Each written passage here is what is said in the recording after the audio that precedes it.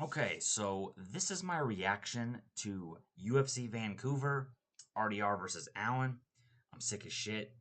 My voice isn't all there, but I'm gonna get through this recap anyway. First, first off, I gotta start by saying, like, dude, this was a pretty sick card. There were 9 finishes in all, a lot of bangers. Even the fights that went to decision were really solid back and forth fights. So I'm gonna be doing it different on this fight. Firstly, I'm just gonna start with the main event, work my way down. I know typically I start with the first prelim, work my way up, but I'm gonna do that. Dude, I took a lot of notes on this fight card because there's like a lot of finishes to keep track of on this card. So, dude, let's just start with the main event. How the hell are you gonna beat Robert Whitaker then lose to Brendan Allen? What are you doing, Reinier? What are you doing, dude? What are we doing here, dude? Oh my god. I swear to god, it's like Brendan Allen transferred his consciousness into Reinier de Ridder and took some other fighter's consciousness that's like makes good decisions, fights intelligently, takes advantage of key positions, and capitalizes on the mistakes of the other fighter. That was Brendan Allen tonight. He fought completely different than I'm really used to seeing him fight in almost any one of his fights. Even the ones he wins have a bit of a back and forth, minus like the Paul Craig fight where he kind of dominated that entire fight, right?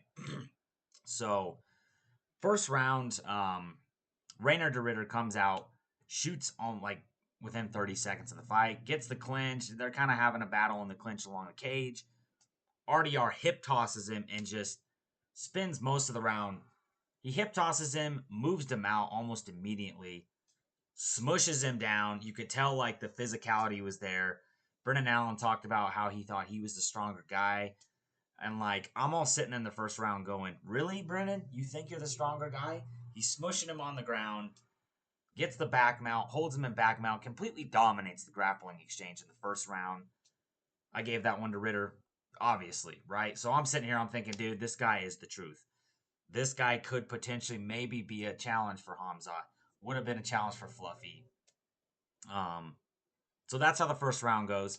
Second round, dude, like again, he gets a takedown, and it's like this is where it started. Like this is where this is where my comment of like Brendan Allen somehow transferred his consciousness into Reinier de Ridder came from. He takes him down. He's got back mount, and he just decides to try to jump over the body of Brendan Allen, put the second hook in when he has the single hook on the cage, gets reversed. Brendan Allen gets on top and just maintains top control for the rest of the round and just beats Reinier de Ridder up with elbows, good ground and pound shots, seals the round. Reinier de Ridder does threaten an armbar towards the end, or no, that was towards the end of round one. Sorry.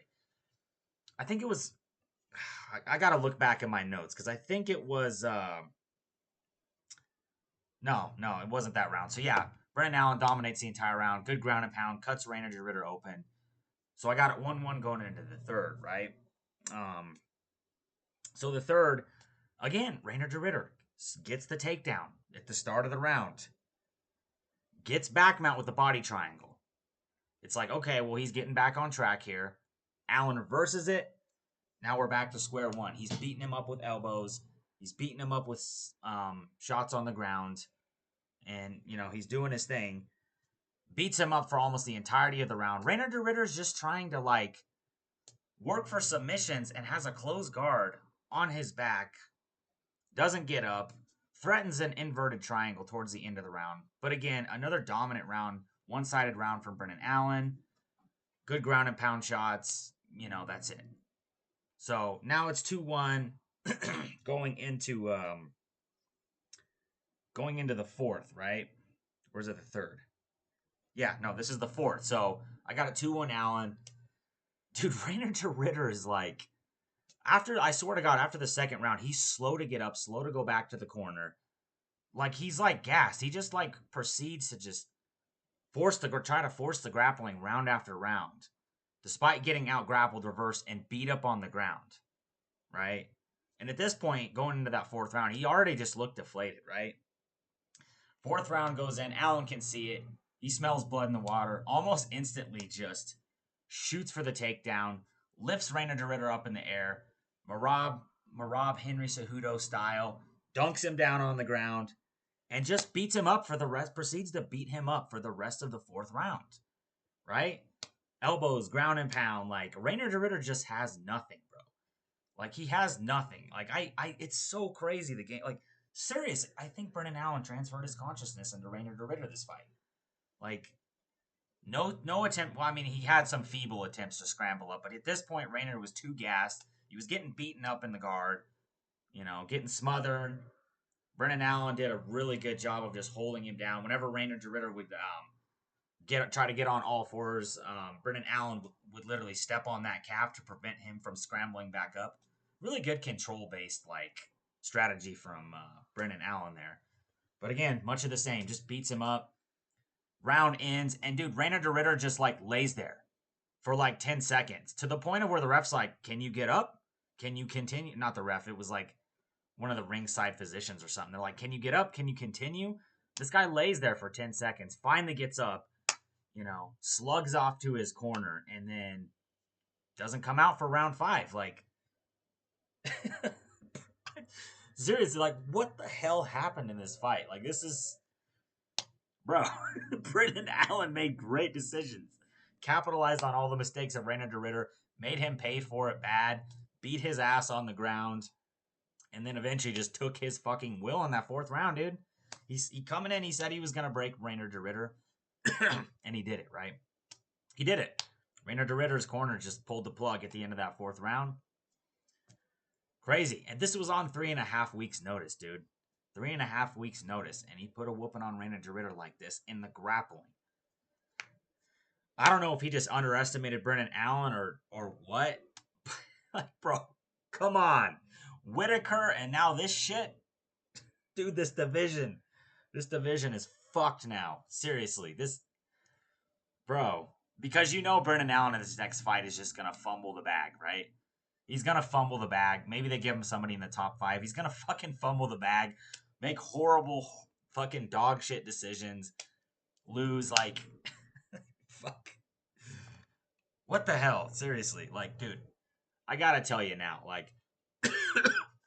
Fluffy would have fucking dog walked Reinier de Ridder in this fight. Look what Brendan Allen did to this guy. Reinier de Ridder should be thanking his lucky stars he didn't get Fluffy. I'm not trying to switch up on him and dog on him too much, but dude, Fluffy would have beat his fucking ass, dude. That guy I saw in there tonight, whoo, Fluffy would have finished that dude. Seriously. Fluffy would have finished this dude. Hands down. Hands down. So, I guess Brendan Allen's top 5 now. Pretty crazy. I think he's going to have probably a horseshit performance after this fight. Typical Brendan Allen style, right? Dominant performance, and then he just completely fumbles it, He'll fumble it. He will his next fight. I'm not trying to hate on him. He looked really good, bro. Made great decisions throughout.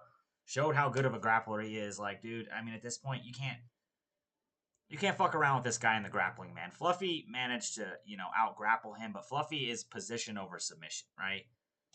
And Reinier de Ridder just made terrible decisions and just didn't scramble back to his feet early until, he didn't try to start scrambling up to his feet until he was just fucking exhausted from being beat up from bottom position. I don't know if he just really is that fucking arrogant. He thought he was just going to submit Brendan Allen off the back. I don't know, but regardless, man, dominant, impressive win by Brendan Allen. He looked good, man. Props. That's all there is to it.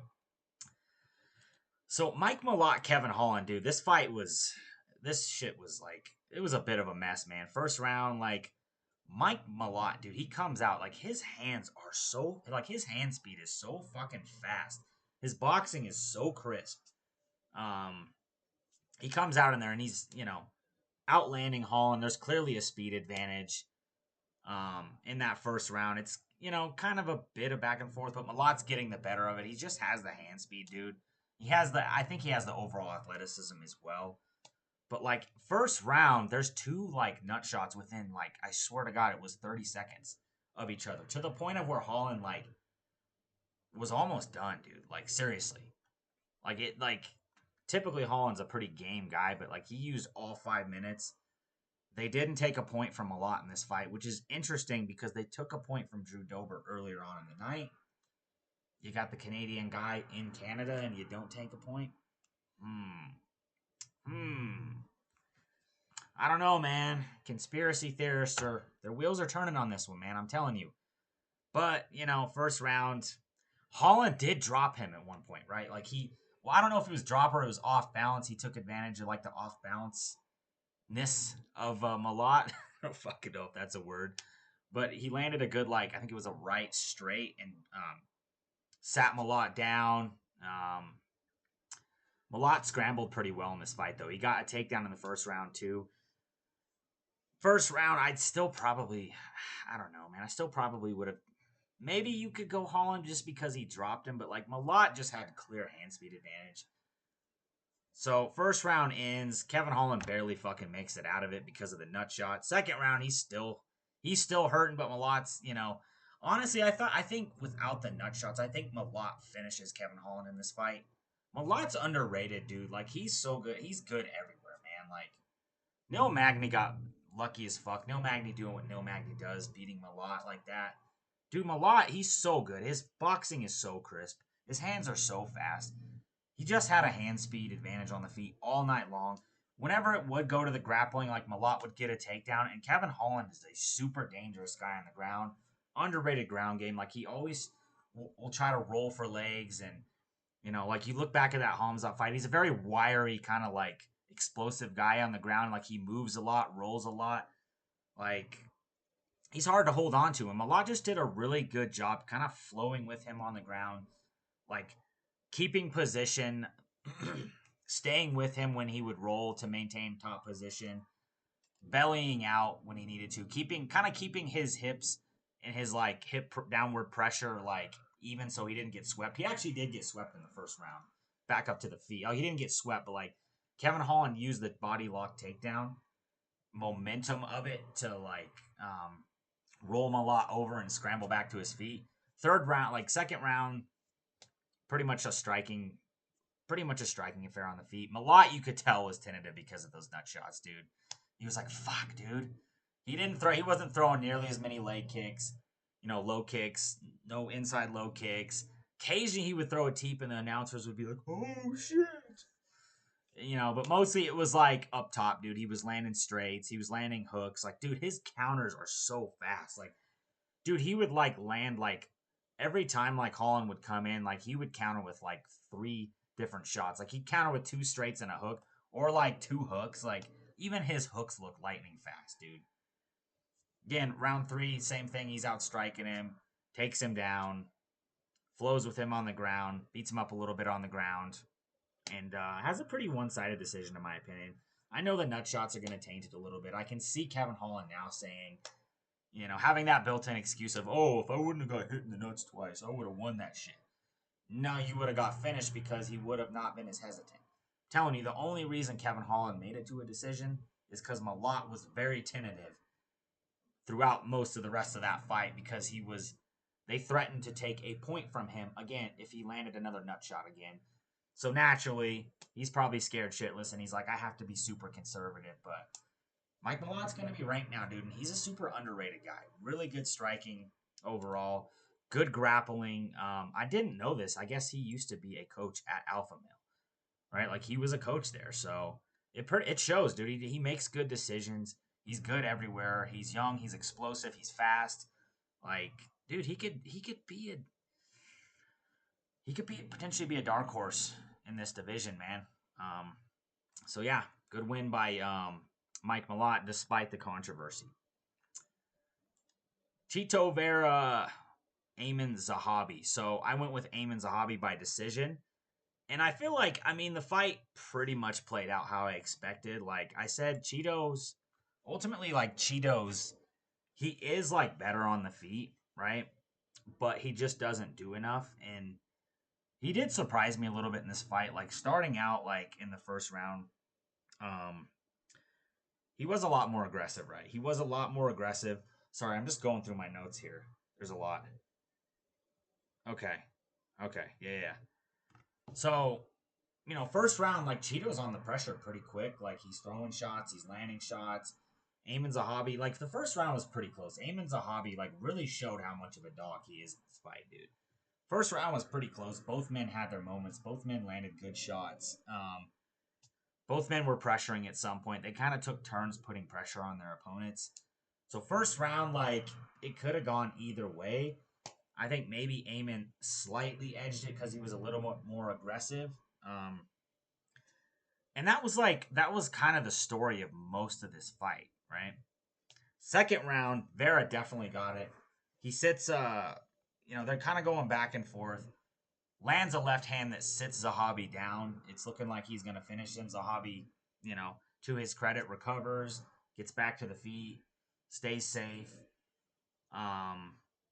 Ultimately ends up, fighting back, battling back to like go on like a good little blitz at the end of the round where he would back Cheeto into the cage and just land a barrage of punches. So he did have a good rebound, but I did give it the second round to Cheeto. Round 3, 1-1 a pop. Dude, it's just Aiemann Zahabi, like he's not better than Cheeto, but he was just more aggressive, right? Cheeto like would get backed into the cage and Zahabi would land a barrage of punches or throw a barrage of punches. A lot of them he wouldn't land, but that forward pressure, that aggression, and the fact you're in Canada, dude. Again, like I've said this a million times. Cheeto Vera doesn't fucking do enough, man. He doesn't do enough. Zahabi was throwing. Solid, sick fight, dude. It was very back and forth. I think Cheeto was more aggressive than I'm used to seeing him. But again, he still would give up the back foot, especially when he would get close to the cage, which would allow Zahabi to just look like he was doing more damage in the eyes of the judges, right? That's all it was just more aggressive, more aggression on the side of Zahabi. And you're in Canada, dude. It was a super close fight. It was. I had Zahabi edging it barely, just on activity, just on his more willingness to engage, basically, right? He outpointed him. That's what I said was going to happen. It's the same with every Cheeto Vera fight. He gets in these close fights, and then, like, when the decision doesn't go his way, he's shocked. Like, bro, like, how many times have we seen Cheeto Vera have close fights that have actually gone his way? It's like, dude, your fucking luck has run out, dude. You got to be more active. That's it. You can't you can't be getting backed into the cage and landed on round after round and expect to win a fight in the eyes of the judges. So that's what happened, dude. That was a sick fight, though. It was a really underrated scrap. Both men were down. Like, Zahabi's a dog, dude. Like, Zahabi is down to throw. Like, he's down to throw down. So, decent win. Close fight, but Zahabi gets it done. Manon Fior. Jasmine Jasudavicius. So I did pick Manon Fior by decision. I did not think it was going to go down the way it did. Like, I don't know, dude. Right off the jump, it was like Jasmine just kind of like, I don't know, man. She didn't look the most comfortable in there. Like, she just looked too hesitant. Manon was on the back foot, landing shots. Landing actually pretty good shots on the feet. Like she was landing some pretty good shots to start this fight. Like, I don't know why Jasmine didn't like press forward and try to get a takedown. But, it is what it is. Ultimately,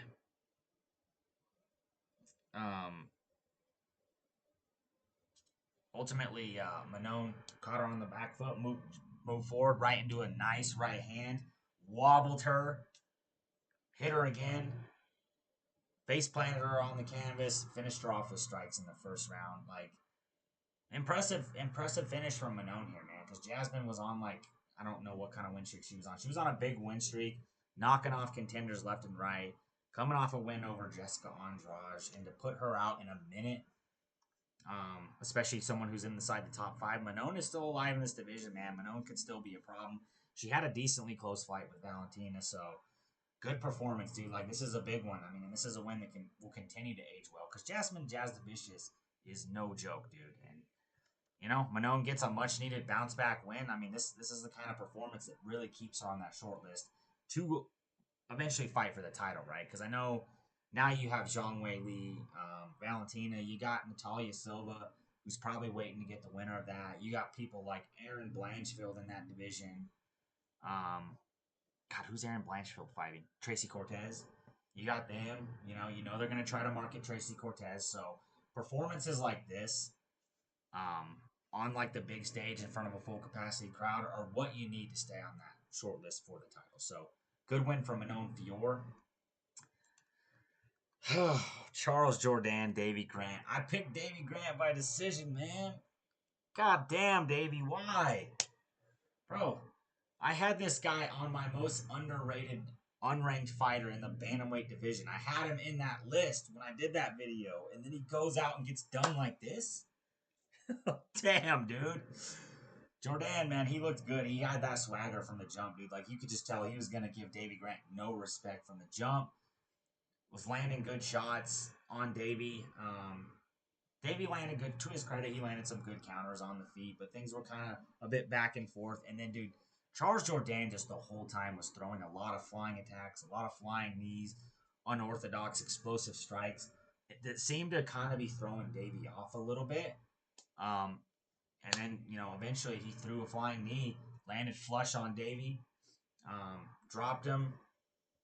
He got on top of him, started hammering on him. Davey Grant was trying to work back to his feet. Unfortunately, he left his neck right out there for Charles Jourdain, who notoriously has a pretty underrated guillotine. And, dude, Charles Jourdain snatched that up, dude. He snatched that up like a hungry dog. Seriously, he snatched that up. And as soon as I saw that guillotine, I was like, nah, Davey's fucked. It's over. That was a deep guillotine. There was no getting out of it. And that's all she wrote, man. Good, impressive win from Jourdain, man. He looked really good. He looked solid. He's one of those guys that seems to have that swagger when he like goes to his home country, like an Oliveira, right? Like it just seems like it's hard to beat guys like that in their home country. And he was on tonight, man. Like Davey Grant's an underrated win. That's a really solid win. Davey Grant's super technical, decent everywhere, and to put him away in the first round with the guillotine, super impressive from Charles Jourdain. Kyle Nelson, Matt Frevola. Dude, this was another sick fight, but another weird one, right? So, I gotta go through my notes, because, like, dude, these fights were, like, chaos, man. One thing I noticed before I get into this fight, like, dude, when these guys stepped out and started fighting in the first round, I'm like, Kyle Nelson looks like Sean Strickland, like, completely changed up his style and decided to have more of a low, wide stance. Whereas Matt Frevola looked like fucking jumbo Paul Felder. Like, seriously. Paul Felder versus Sean Strickland out here. So, first round, dude, Kyle Nelson just fucking puts it on Frevola. Like, he puts it on him. He drops him with, like, well, Frevola, let's start with here. Frevola, like, he's pressing the takedown much more, which I'm usually used to him striking more. Suplexes Kyle Nelson. Kyle Nelson gets back up. Kyle Nelson, dude, he drops Frevola once with the right hand. Frevola gets back up, lands another vicious right hand, puts him down. And this is like this is probably like the last 30 seconds of the fight. Puts Frevola down, gets on top, and just starts smashing Frevola's face with ground and pound shots to the point where Frevola's not defending whatsoever. There's 3 seconds left on it. The ref, 3 seconds left in the round. The ref calls the fight off, right? Calls the fight off. Okay. So in my notes, I'm like, all right, TKO Kyle Nelson. Just kidding. Ref changes his mind. We go to a second round.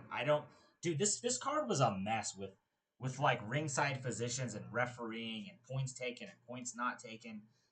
Like, bro, like, this is $1 billion company. And like, we're having this many issues, guys. Like, really? Like, what are we doing here? Seriously, like, this card was an absolute mess, dude. Kyle Nelson got robbed of a first round TKO here, dude. Straight up. He got robbed of a first round TKO because Frevola was fucked. He was not defending himself. Probably got 10, 15 unanswered punches landed on him. Like, he was dead to rights, dude. But the ref changes his mind. We go to round 2. Round 2 is kind of uneventful. Lots of overswinging by both guys. Frevola had a much better round. Landed some good shots. Kyle Nelson kind of slightly outstrikes him in that round. Round 3, dude, Nelson starts out, lands like a nasty body kick that you could tell hurt Frevola. Took the wind out of him a little bit. like this sequence was sick. He lands a body kick to Frevola. Then he lands like a left high kick to Frevola. Then he lands a teep kick right up the middle to the face of Frevola. then he gets the takedown. Gets the mount. Frevola reverses him. Nelson reverses him back. Like, there's tons of scrambles, tons of reversals in that third round. Ultimately, Kyle Nelson, edges the round. I think he got it 3-0, in my opinion. Should have only been a round where he got the first round finished. But again, like, he needed this too, because like he hasn't had a lot of hype on him. He's doing this in his home country. Steps up, has a really entertaining fight with Frevola. Ultimately gets robbed of a first round finish, right? Which, like, in terms of the Canadians, like none of them got finishes, right? He would have been the only Canadian to get a finish. He would have got a bonus, but he got robbed of that because the referee's a fucking moron, dude. Seriously. Like, come on, dude. Multi-billion-dollar company, man. Let's get this shit together, man. For real. Good win by Nelson. All right, prelims. This fight was chaos, dude. This fight was chaos. So, first round comes along. Dober's landing big shots. He's spamming those big hooks, doing what Dober does, walking forward, landing hooks. But Prepolec's like, he's there, dude. He's not going anywhere. He's taking the punishment, and ultimately, like, since Dober throws so big and wide, Prepolec is able to just counter down the middle with like the jabs and the straights, and ultimately like bust Dober up in the first round. I gave it to Dober just because like he had the bigger shots landed. Um, and I guess like I didn't even see it, but like he cut his shin really bad because he was chopping a lot of low kicks. Some of them were getting checked, and it like cut his shin open pretty bad. It was pouring blood down his leg. He kept chopping low kicks. Yeah, he kept chopping low kicks. It was a pretty back and forth round in round two. And Prepolec, in my opinion, got the second round clearly. Like, he was just countering really nicely, stepping off to the side, landing a good 1-2 on Dober.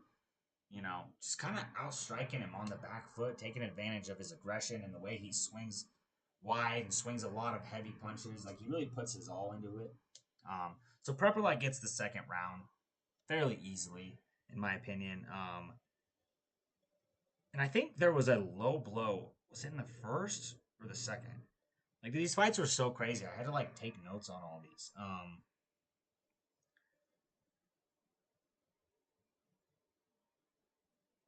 I think there was a low blow in the second round, if I can remember. Like, it was a nut shot. Round three, another nut shot. Like, we're 1-1 going into round three. Another nut shot. Ref takes a point automatically from Drew Dober. I can't remember what ref it was. It wasn't Mergliotta. Takes a point from Dober. And then Dober just proceeds to after he gets the point taken, he proceeds to just attack Kyle Prepolec and just mob him, dude, with punches. And ultimately just TKOs him and gets a standing TKO and finishes off the fight in like the next 30 seconds, right? Crazy comeback from Drew Dober because he would have lost that fight, I believe, because it was 1-1 going into that. You lose the point, you lose the round. He would have lost a unanimous decision there. Did what he had to do. Jumped on Prepolec, got the standing TKO. Tough loss for Prepolec, man, because he was looking good. It was looking like he had, the key to beat Drew Dober, right? Fairly technically, by just with the straights and the jabs down the middle. Like, he could have won this fight, but, ultimately, props to Dober. Heart of a lion, he still got it. Unk still got it, Jumped on Prepolec, and got the job done. Gibson versus Adriqileng. Oh yeah, by the way, I picked Dober. Gibson versus I don't know how the fuck to say this name. Adriqileng. Dude, this was a shocker. I picked Cody Gibson to have like a smudge grappling style decision here. That's, bro. Adriqileng just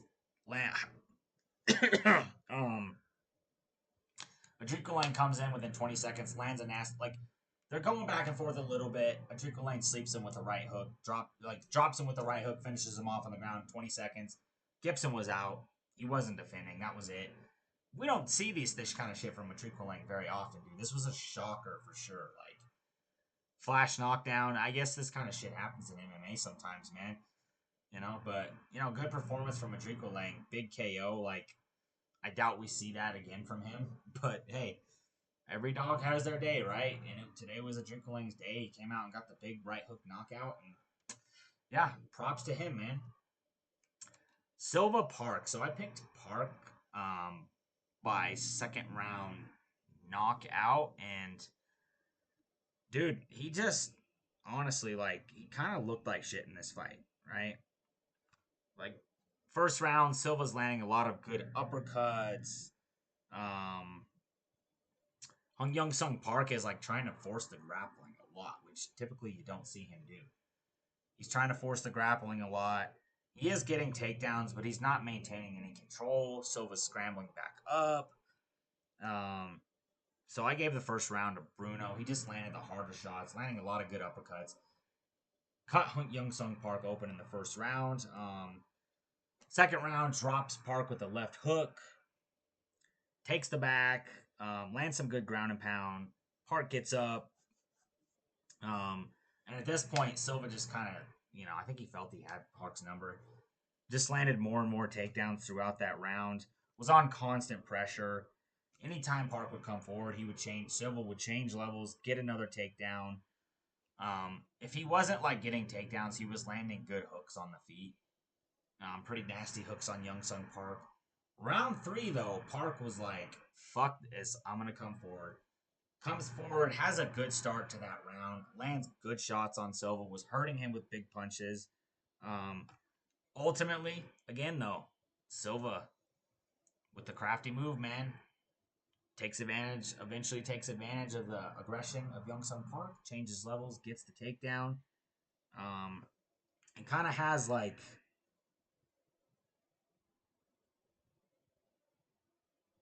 or no, sorry, he doesn't get, I'm trying to remember this. I have so many notes on these.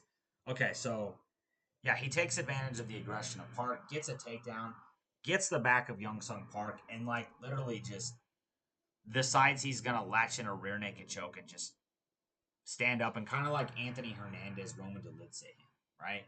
He gets the rear naked choke. He has no hooks in. He's basically just like squatting over Hyunsung Park and just like gets the rear naked choke standing up like that, and it's over. So, dude, solid win for Bruno Silva. Like, again, like, he fought a lot more intelligent in this fight. I thought his head movement was decent. I know Park did land a lot with that barrage in the third, but all in all, like, Silva had pretty good defense. Like, the whole changing levels thing, like, we don't typically see that from him. Like, when his opponent gets aggressive, he just proceeds to change levels, get him down, take away that momentum, because that is a momentum killer when you're teeing off on somebody or when you're trying to tee off on somebody and they get you down. And he did that throughout this fight. He frustrated Park by changing levels, getting the takedown, landing big hooks on the feet. I guess he recently started training with Fight Ready, so it's paid off, dude. Like, he looked like this was a good veteran performance from him. Like, he fought pretty intelligently and got a good win over Hyunsung Park. I gotta tell you though, man, that Tatsuro Taira win isn't aging too good. That Tatsuro Taira win over Park isn't aging too good at this point. Because Bruno Silva's a guy who's like at the bottom of the rankings, and he did look good, but still, like, I don't know, man. I don't know. Good win though. Good veteran win for Silva. Danny Barlow, Djorden Santos. So I went with Danny Barlow by decision, and like, I think this was a robbery, dude. Honestly, like, first round was close, right? Barlow landed a lot of good body kicks. They kind of exchanged straights in the pocket a lot. But I did think Barlow landed like better straights, better body kicks, more volume. So I gave him the first round. Like, second round, like,